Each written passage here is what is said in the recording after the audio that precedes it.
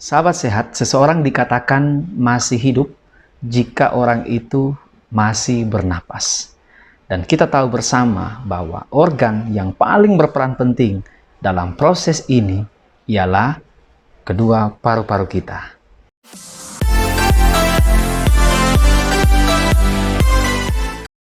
Halo sahabat sehat, apa kabar semua? Semoga semua tetap ada dalam kondisi yang sehat-sehat, yang kuat, dan tetap produktif walaupun kita masih ada di masa pandemi. Bertemu lagi bersama dengan saya, Dr. Fritz Lexi Menker Moncai. Kita ada lagi di segmen Info Sehat bersama dengan Dr. Fritz.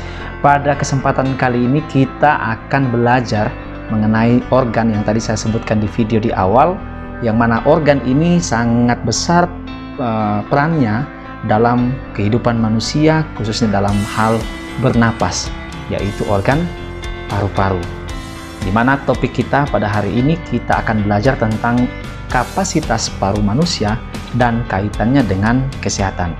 Dalam topik besar ini saya akan membahas beberapa topik kecil yang berkaitan dengan kapasitas paru dan kesehatan, yang mana kita akan berbicara tentang berapa sih sebenarnya kapasitas paru-paru yang normal pada manusia, kemudian faktor apa saja yang dapat mempengaruhi, yang dapat menyebabkan menurunnya kapasitas daripada paru-paru, kemudian bagaimana sih cara mengukur kapasitas paru seseorang, dan yang terakhir bagaimana cara kita menjaga dan mempertahankan kapasitas dari paru-paru kita agar kita tentu tetap sehat ya, dan tetap bisa beraktivitas dengan baik tanpa merasakan rasa sesak nafas.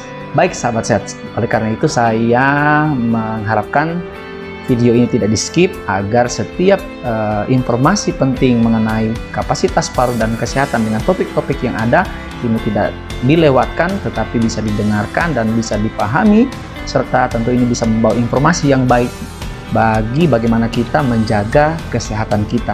Apalagi di masa pandemi saat ini, yang mana COVID-19 menyerang organ itu, yaitu paru-paru kita, yang banyak membawa pada kematian.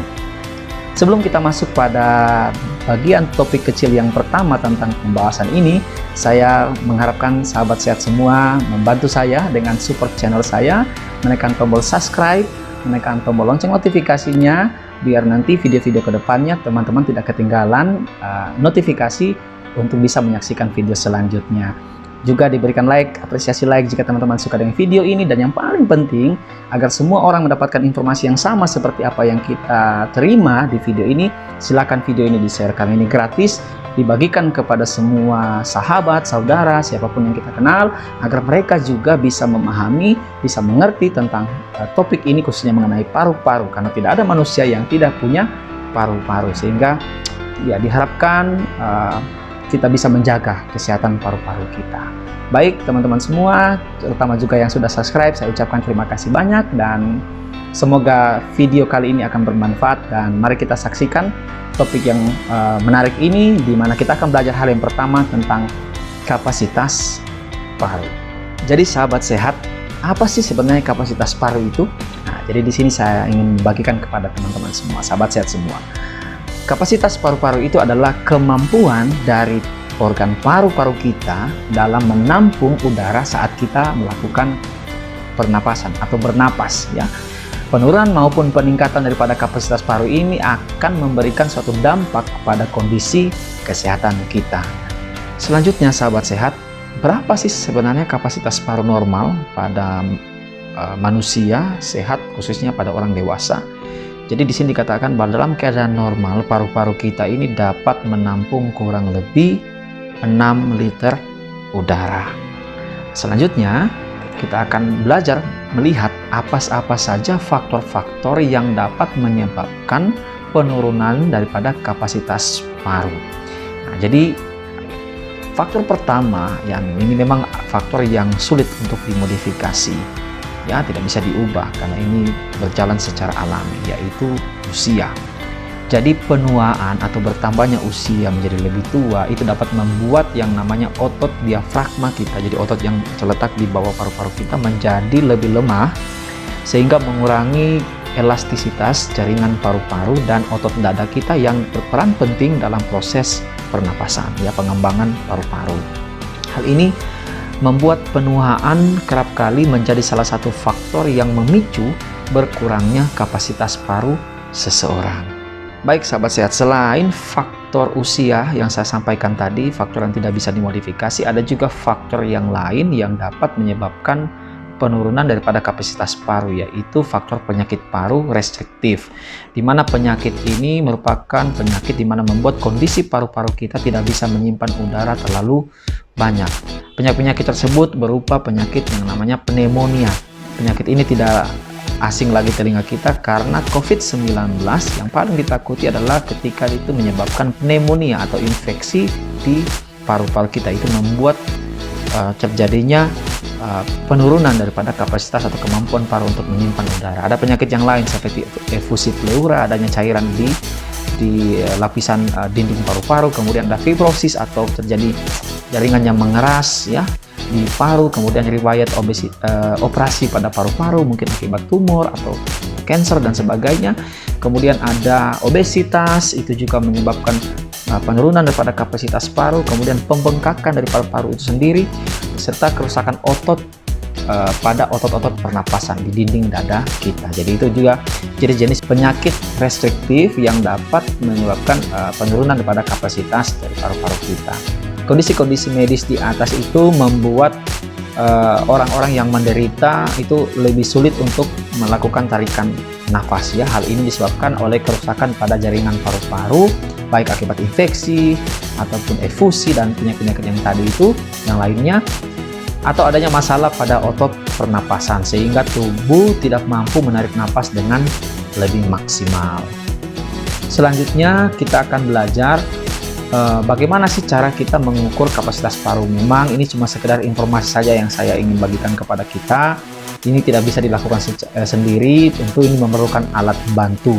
Tapi bagi siapa saja, siapa tahu kita penasaran dan ingin mengetahui seberapa besar sih kemampuan kapasitas paru-paru saya, ya kita bisa melakukan pemeriksaan ke dokter paru terutama, ya, atau rumah sakit yang mempunyai fasilitas pemeriksaan yang namanya spirometri. Alat spirometri adalah alat yang bisa digunakan untuk mengukur kapasitas paru seseorang. Ini sebagai informasi saja, siapa tahu ada yang suka untuk tahu seberapa besar kapasitas parunya, silakan untuk memeriksakan diri ke dokter paru atau ke fasilitas kesehatan yang mempunyai alat yang namanya spirometri, dan teman-teman bisa tahu atau sahabat-sahabat sehat bisa tahu seberapa besar sih kapasitas paru daripada sahabat-sahabat sehat semua.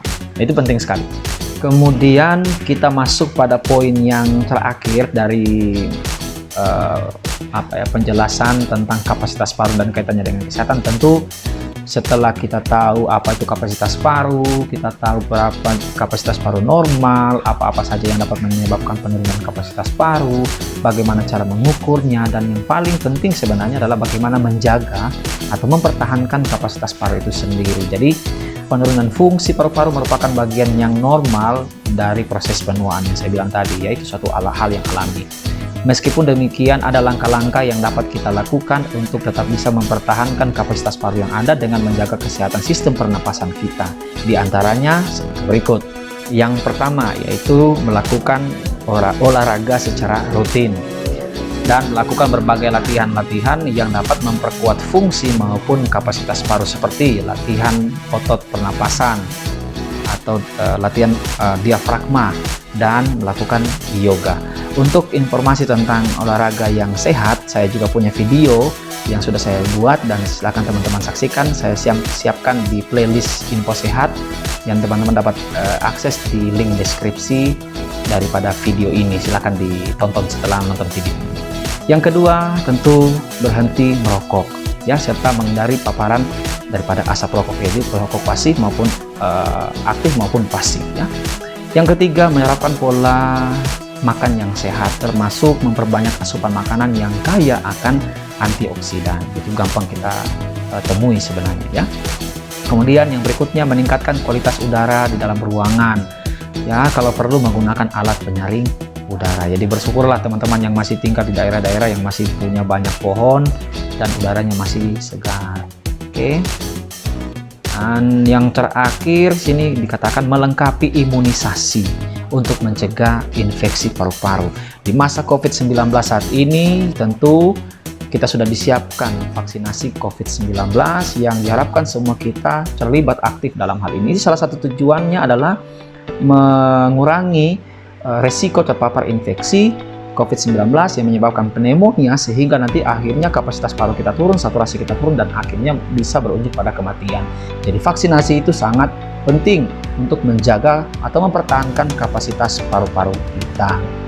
Ya, silakan teman-teman sekalian segera mengikuti, karena ini juga masih gratis, pemerintah menyiapkan dengan gratis, ya tinggal kita untuk terlibat atau tidak. Tapi ini sangat penting, dan ini poin terakhir yang saya akan bagikan pada kesempatan di video kali ini. Saya berharap semua informasi yang ada ini bisa memberikan bekal pengetahuan kepada sahabat sehat semua tentang kesehatan paru-paru. Dan di video selanjutnya saya akan banyak membahas juga, ada sekitar 1 atau 2 video lagi yang akan membahas tentang paru-paru, dan teman-teman bisa saksikan. Oleh karena itu, sekali lagi jangan lupa untuk di-subscribe channel ini biar teman-teman tidak ketinggalan video-video selanjutnya. Di akhir dari video ini saya mengharapkan kita tetap taat pada protokol, karena kita masih ada protokol kesehatan ya. Kita masih ada di masa pandemi COVID-19, dan taati protokol agar kita cepat memutus rantai penularan COVID-19. Pakai masker, jaga jarak, hindari kerumunan, hindari mobilitas ya yang tidak terlalu penting, dan silakan melakukan vaksinasi bagi yang belum divaksin. Berdoalah semoga COVID-19 segera berakhir dan kita boleh kembali kepada kehidupan kita yang normal kembali. Dan saya tetap percaya kita semua akan ada dalam kondisi yang tetap sehat dan bugar. Terima kasih sudah menyaksikan video ini sampai dengan selesai. Semoga ini bermanfaat. Kita ketemu lagi di video selanjutnya. Salam sehat, sampai jumpa.